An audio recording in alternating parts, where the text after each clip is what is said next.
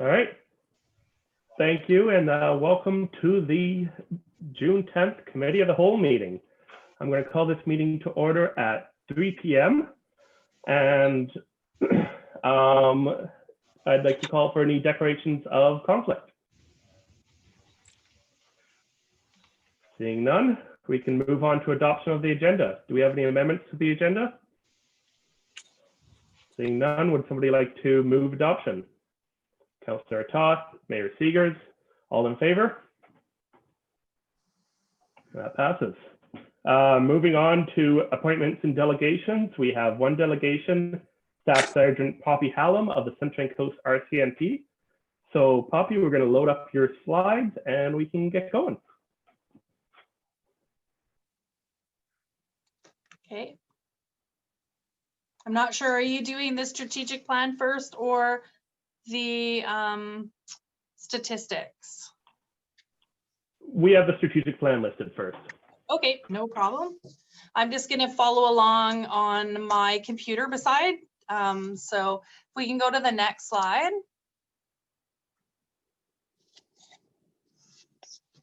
So this is the basic, our strategic framework, same, we're using a lot of the same pillars from last year. We've adopted the basic pillars from the BCRCMP's strategic plan. Theirs is a multi-year plan, and I'm adopted most of the same things. I want to make a few changes though, because you know, policing on the coast is changing and our needs are changing, and I want them to be consistent with what we need locally.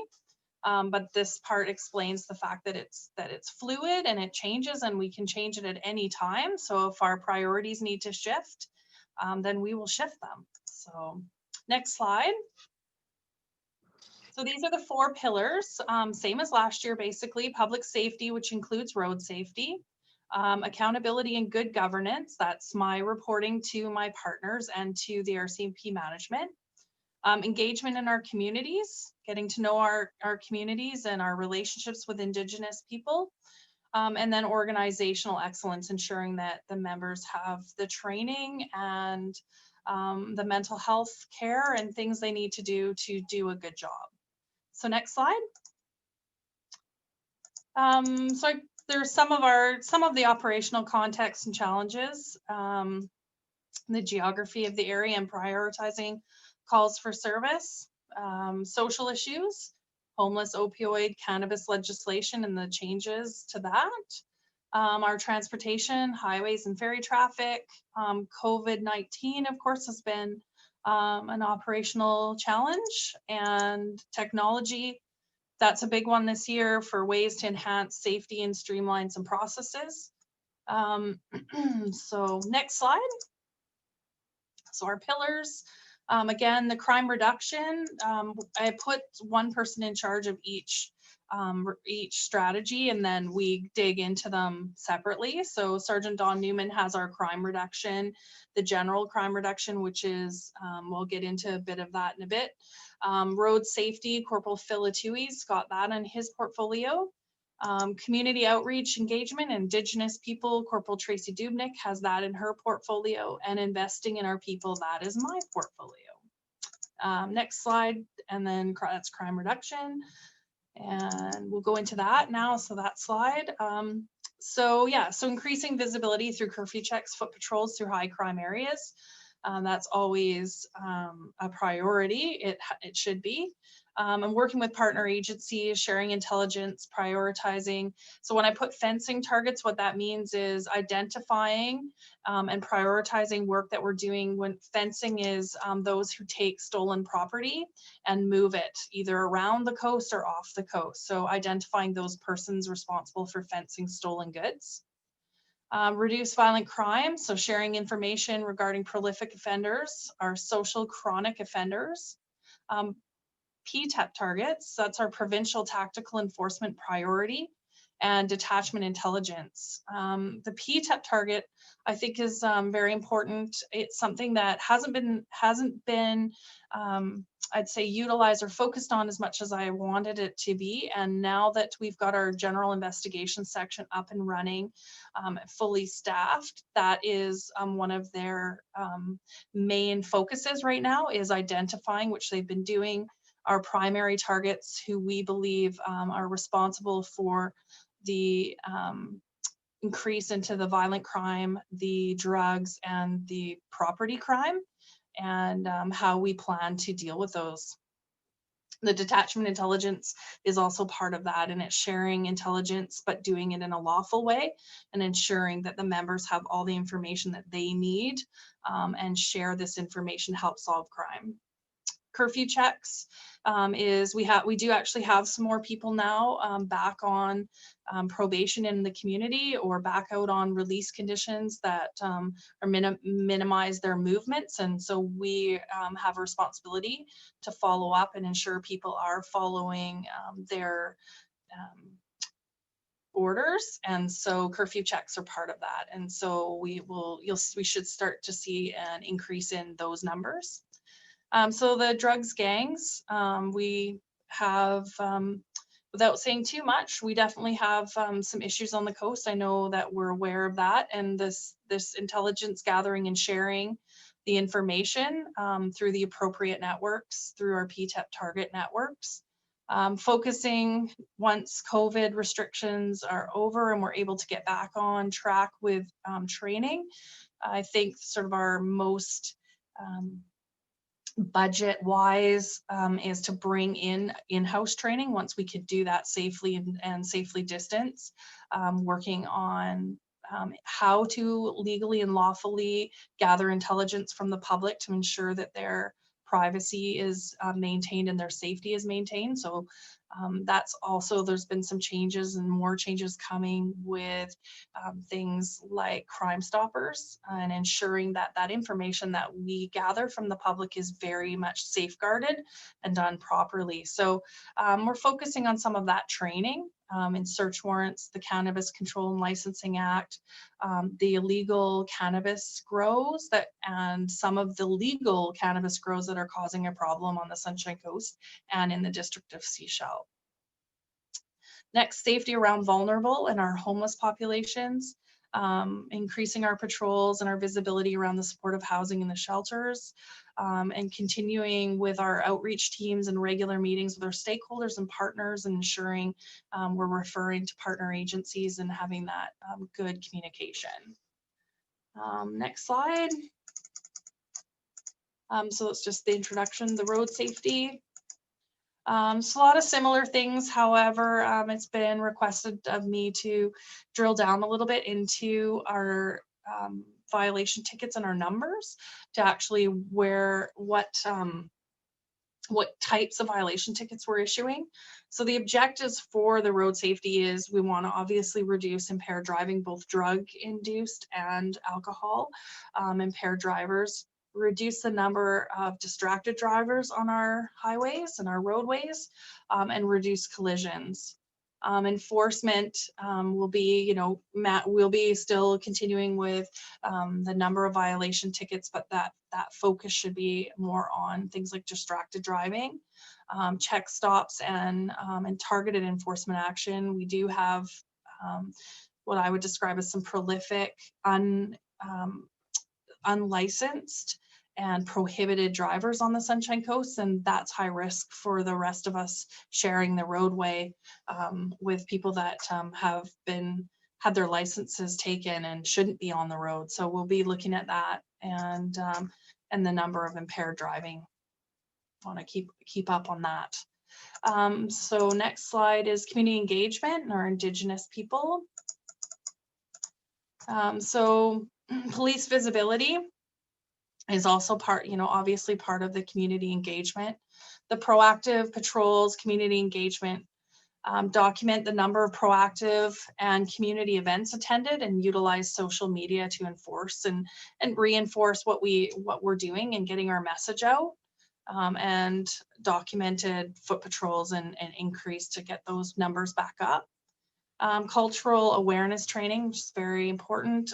We had half of our employees take the Kairos blanket exercises. I made that a mandatory training for all employees. And then our next was supposed to be April 1st for the rest of the detachment and employees, and with COVID, it had to be canceled.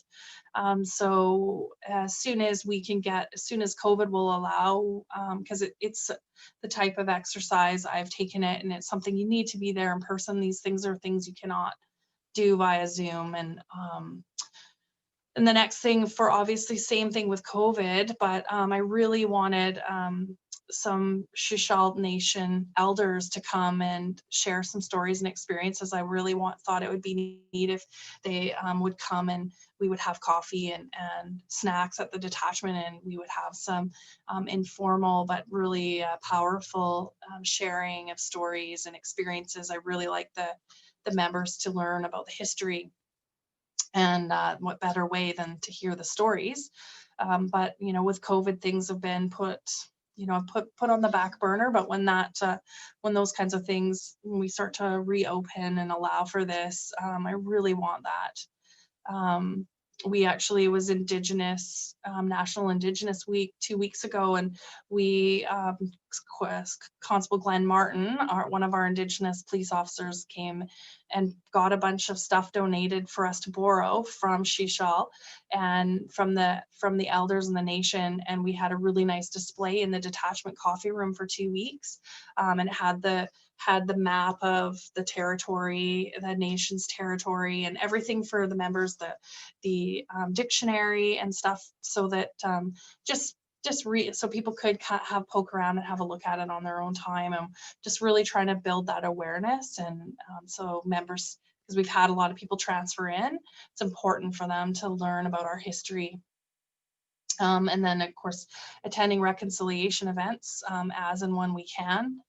Accountability to our stakeholders, and I think this is important because I report to you, and you give me a budget, and it's important that I am very transparent around my needs and what things are going to cost. And I think David Douglas and I have a really good relationship, and have open communication around anything that I foresee that might come up. We do have, I thought I should note, we do have the seasonal policing budget. It's a provincial funding envelope that is comes to us for the summer months, and it's to enhance visibility, boat patrols, foot patrols, parks, that sort of thing. And so we have finally got the go ahead to look at that funding. So we'll be, you should hopefully see some more visibility with that. Next slide is investing in our people, and that's my baby there. So employee wellness, I actually have Dr. Lisa Kitt booked to come in on June 22nd, socially distanced, to work with my members to break bread and just talk about resiliency, talk about what's happening right now for, oops. Corporal Dubnik, 101. Sorry, I have no way to mute that. Just to talk about resiliency and wellness right now, for what we're going through, and trying to we're supposed to have Dr. Lisa Kitt and Bob Rich, retired Abbotsford Police Chief. They were scheduled to come to the detachment in April to do 2 days of resiliency and PTSD awareness and trauma-informed leadership. And because of COVID, it was canceled. And I think that we can successfully have Lisa come in on a couple of afternoons, socially distance our coffee room. We have it back, and we can maintain 6 feet and wear masks. And I think we could have her come in and work with us. So looking forward to that. We've been, there's been some changes to the ability for the police officers and employees to access mental health assistance outside of the normal registered psychologists. They've been given permission to see counselors and have those visits reimbursed when they weren't previously. And so there's some change rolling out to allow members to seek help, and we're working on normalizing mental health and talking about it in the detachment and making it something normalized so members can seek help. And we've had some members who've taken a step back for a week or more, just to kind of regroup and recharge and get well. So my main thing is, I've always said to you guys since I got here, is healthy police officers, healthy people make better police officers, and it's really important that people are healthy. Managing human resources and vacancies and increase recruiting efforts. Our vacancies were pretty good at the moment. They come and go. And we've got a couple people on parental leave, and we have somebody transferring in, and we have Kyle Rennick, who, I'm not sure if you knew Constable Rennick. He's been imprinting police dogs for many years now, and he's finally been accepted to go to Innisfail, Alberta, to train and become an actual police dog handler. So we're really excited for him. He will be going to Alberta and self-isolating for 2 weeks prior to starting his 4 months of training. So, but yeah, for me, it's like, it's going to be, the next part is education and training. In-house training, I think, is going to be valuable. Train the trainer, try to get some of our own in-house officers trained up so that we can control our training and be really proactive with it and have as many officers trained as possible. We were supposed to have radar, so that's the speed radar training and the roadside screening device training in February, and unfortunately that didn't happen due to COVID. And so we're on the list to get people trained so they can come back and train the members. Yeah, and then same thing with staff meetings, guest speakers, just wanting to bring people in once COVID is get out of the way, hopefully. And I always have been, it's been really important that we streamline processes so that the members have access to information and the best available information. One of the things we've done is ordered smartphones for every single police officer. So they'll all have their special RCMP phones. They're locked down, but they have access to their emails on them. They can also use those phones for taking photos and taking statements from the public. And as you guys know, some of these phones have really excellent cameras. The Samsungs that we have, they take really good photos, and the information can be downloaded really easily from these phones into our computers. So streamlining the processes so that the members have equipment. We also are ordering new, we had to order new conducted energy weapons, the CEWs, because ours are outdated. Can't get the batteries for them anymore. So had to place an order for those. We're also looking at some things into the detachment, including the cell block, to ensure the safety of the guards and matrons with some glass between the guards and matrons and the main area of the cell block for their safety. So a few things that want to do for the health and wellness of the employees. Part of the education training too is also the municipal staff and the public servant staff, to ensure that they're getting training and that they are feeling like they are having things to look forward to and ways to improve and have opportunity. So some of that is some job shadowing, which we started to do in the fall and hope to do again, is have them job shadowing with other people doing similar jobs that may have a little more experience or different experience that they can share with our employees. And then the last slide, the next second to last slide, the quality assurance.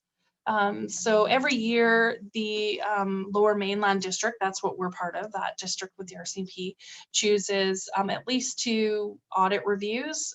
For us this year, they chose administrative supervision, which is ensuring that the members have their training, making sure that people are up to date with their training to make sure processes are followed and done properly.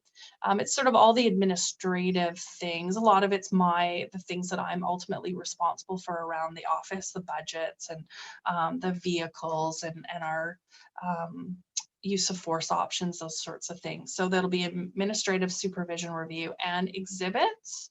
And then the Lower Mainland will be looking at doing a managerial review, which is where they have a team of experienced officers and municipal and provincial staff that come in and review our processes, ensure that our finances is done properly, our unit supplements, that the officers their investigations and their supervision and everything. So they sort of basically go through the office and they comb through the big ticket items and make sure that we're following policy and procedures and recommend best practices. So, and then the last slide, it's a little bit of tongue in cheek because I know it's been something for the District of Sechelt that we've still been trying to root through is our seized vehicle, tow vehicle, dilapidated vehicles. So it was a little bit of a joke in the back end.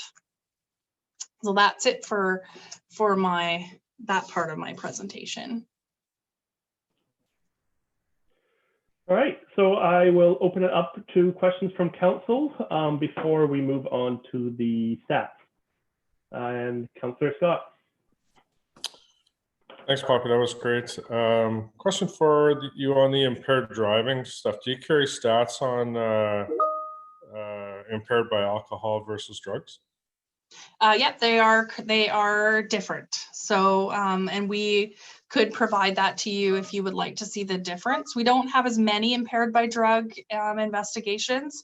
They're a little bit harder to prove. We do have drug recognition experts who can come out to a scene and do some tests and ultimately go back to the detachment for a drug recognition expert investigation. We've had I can think of 2 off the top of my head, probably in the last 6 months, where somebody was charged for impaired driving by drugs, the full criminal code.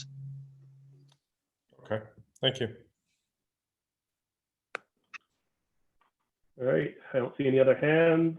Mayor Seegers, and then Councillor. Okay, I'm going to ask a question that was actually sent in, and I think you've got a copy of this already, Poppy, as well. You know what? I'm not going to ask this now because this is going to come up in the stats. Yeah. So I want to ask that. Okay. I will ask about illegal and legal cannabis grows. Yeah.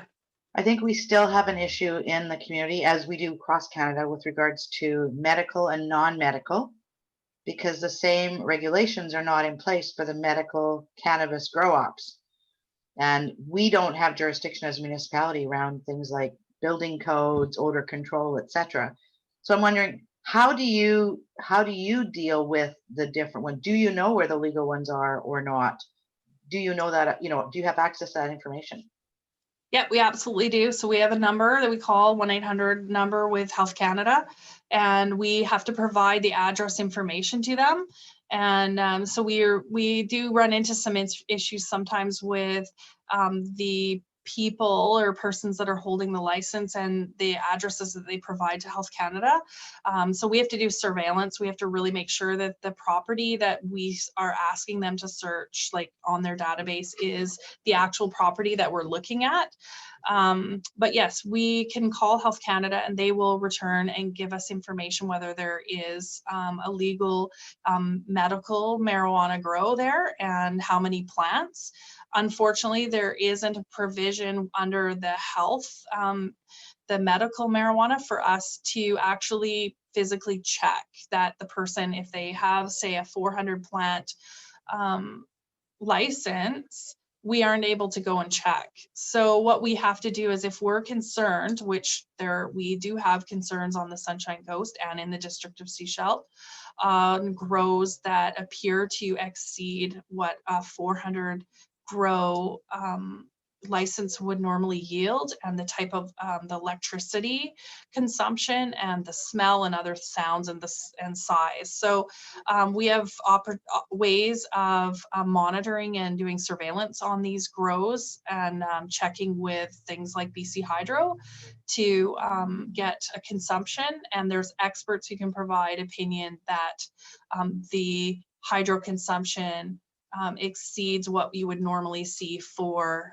that residence and that many plants. And then we can enter, if we have evidence from doing surveillance and other things, we can enter into and get a search warrant even on a legal grow if we believe that they are operating for an illegal purpose. Okay, is that a follow-up? Yeah, follow up. Yep, go So, ahead. so you've determined somebody's legal. You have to go through those steps, but that's not addressing things like, you know, fire issues, right? Fire code issues, building bylaw issues, any of those kinds of things.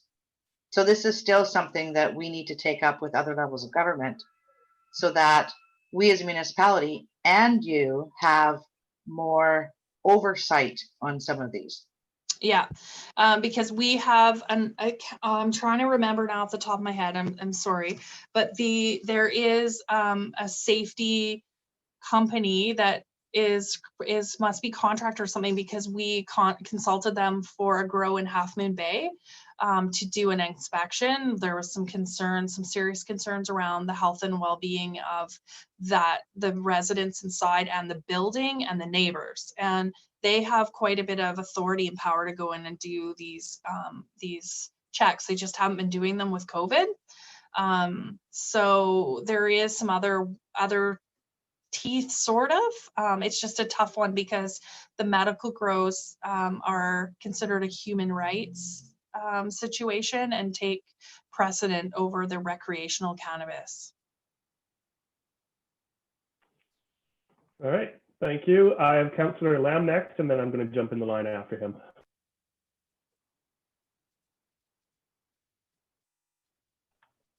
And you're on mute. There we go. There we go.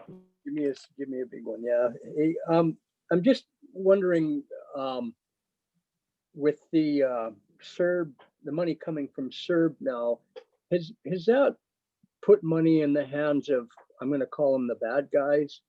And has that sort of relates, has it kind of taken down the crime a little bit here on the coast, where guys aren't out stealing stuff for their regular habit or to feed themselves?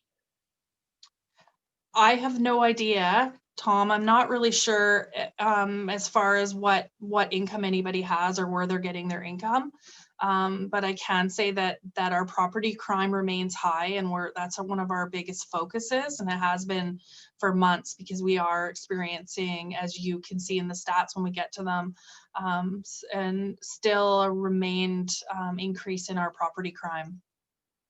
And that why or where, I mean, I can theorize that it's drugs, right, fueling property crime. I'm sure it is, but as far as people's income levels or where they get their income from, and if that affects that, I really don't know. Yeah. Okay, it's great. Thank you. Okay, so my question is, first I want to thank you for your focus on the people. I absolutely agree with you. I think healthy officers make better officers. So I'd love to see that focus continuing. And a question along that lines, particularly with the Black Lives Matter movement going on, have you considered doing any training in de-escalation and making sure that your officers are up to date on the latest trends in that field? Well, they do have to. So we all have to have crisis de-escalation training. It's mandatory for us. We also have some Indigenous training that we take. I think from what I could see in the latest correspondence that's coming out to us, that I was reading something with the school board. The school district was also looking at some Black history things that they're working on. I'm sure that the RCMP will be looking at some other training for as far as other than the Indigenous, because that's been definitely a focus, because that's where a lot of our small town policing are Indigenous. And so we are required to take Indigenous training and the history stuff. And that was why I actually, it's not mandatory for us across the nation, but the Kairos blanket exercises, I made that mandatory for the officers on the Sunshine Coast. I think it's very powerful and it's very important. And I've always felt that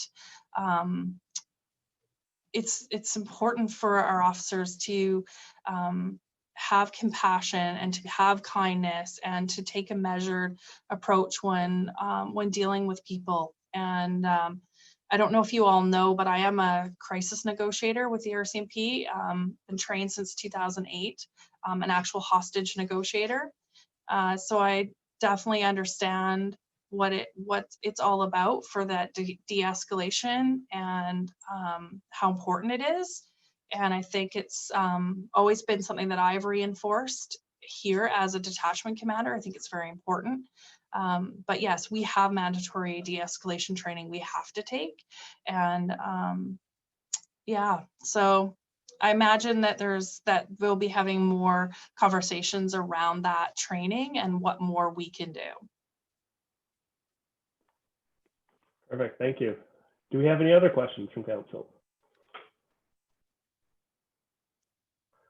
Doesn't look like it. Okay, so on to the second half of the report. Oh, Councillor Kuster?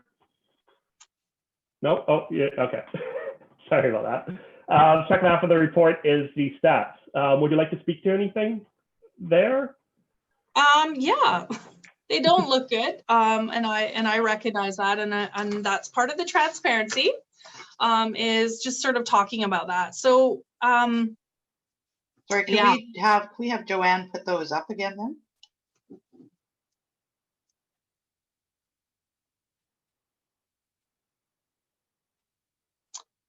So before she does, like, I just want you to know that I dig into these. Like, I get Matthew Forster, who's a District of Sechelt municipal employee.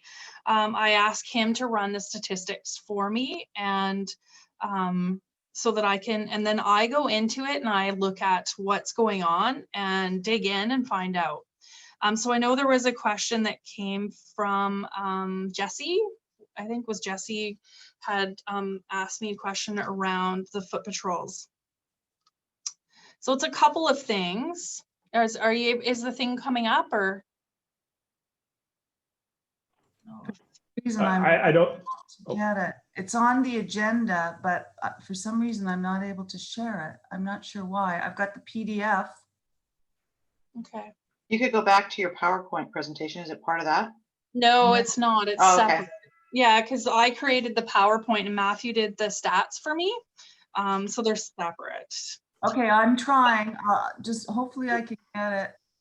Well, so I can, so the foot patrols. So I actually did a bit of digging because I noticed that big change in 2019 last year. It was a huge decrease, and what has gone on, part of it, and it's not an excuse, but we captured the stats in 2018 differently. When I came to the detachment, the police officers, there you go. I don't know if it's hard to see, but yeah, so the third line down, foot patrols, shows in 2018, 1,399 in a quarter.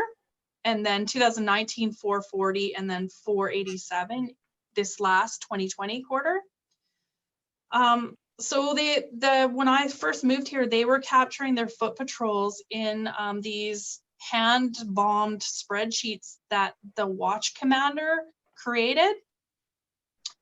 And so the officers were literally coming in after their shift and then striking off how many they went. Like, they weren't formalized.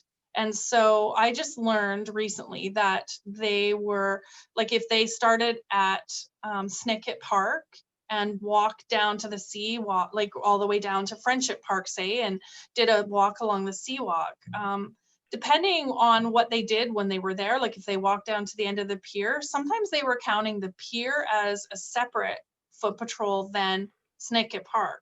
So, because they went to two different places. And I said, well, no, like if you parked at Snicket Park and you walked down the seawall and you went down to the end of the pier and then you walked back to your car, I would consider that one foot patrol. So, and I wanted that captured, and that's part of the accountability, good governance that I think is important, is that numbers can be fudged if you are just putting them on a clipboard when you come back from your shift. I wanted them captured actually in the computer system that could be searched, and GPS to back it up if need be. So that's the difference in your queue, like in the 2019 and the 2020, is that they had to put their location. So they actually have to type something into their computer in their car. And it's a type of busy code called FP for foot patrol. And then they type the address or location after. So if you're doing the Sea Walk, Snicket Park, I guess technically you could put Snicket Park and you could put Friendship Park. But I think I thought it was a better way to capture the information. You could actually confirm it. And so I asked for that change. And I think that's part of it.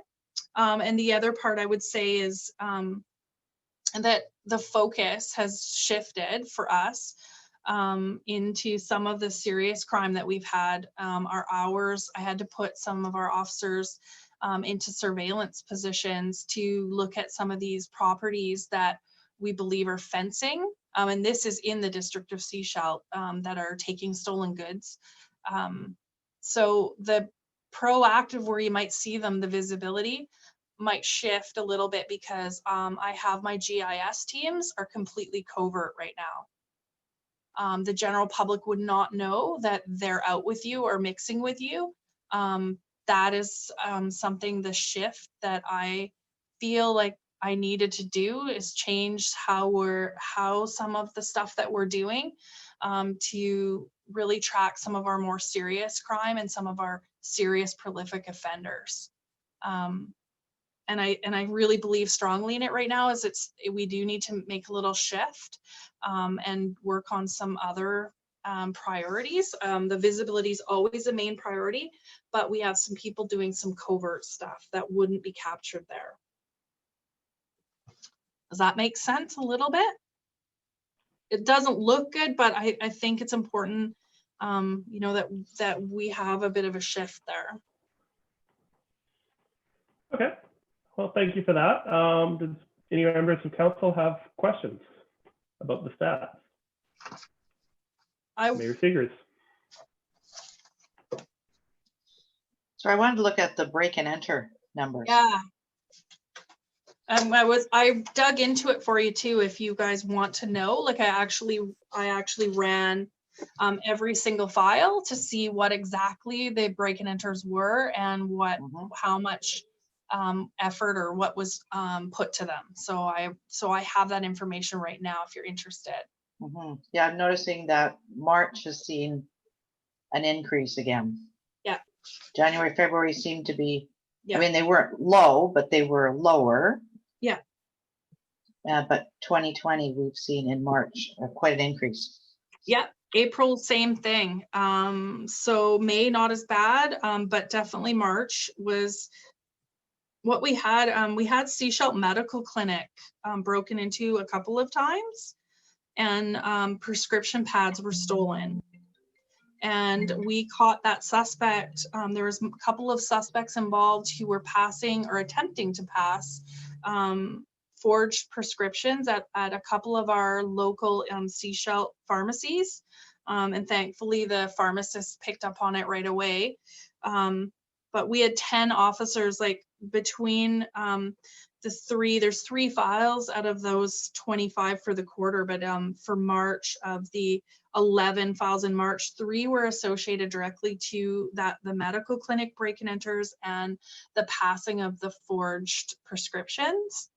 And so we have charges now, and those files are really quite large and time consuming because they're very serious and important. And so that's that one. We had 2 Gibson's building supplies, one with theft, one without. Canadian Tire attempt theft of propane tanks. Sunshine Coast Storage, Sunshine Coast Community Services storage building on Lamprey Lane, some clothing and donations. Best Friends Pet Mart, their storage shed was entered, nothing taken. Coast Cables, somebody jumped the fence and took some batteries. Somebody broke into the Royal Reach just to sleep. That was prior to the changes that happened at that hotel. And then we had a few of like, so not in March, but in January and February was our Sea-Watch residential break and enters that we had, and the problems then. And then we had Splash and Shine got hit a couple of times. Their computer was taken. Cowrie Dental Office, Cowrie Street Dental, some footwear stolen from inside the door. And the Shell gas station had somebody get in and they stole a stand with their cell phone charging cables, but we recovered those just a short block away and returned those. And the community-based victim services office, somebody pried their way into that. So yeah, that's some of that's all of the files that we had that they're the break and enters for the quarter of the 25. Right.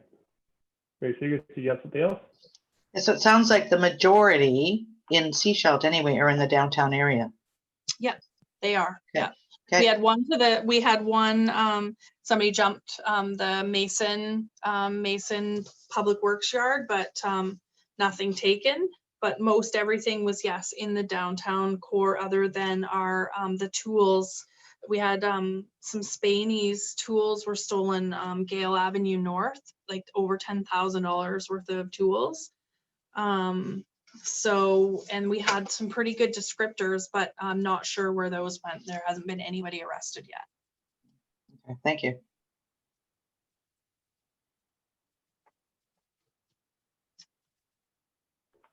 There we go. Okay. I'm going to turn off screen sharing now just so I can see all your beautiful faces. Do we have any other questions?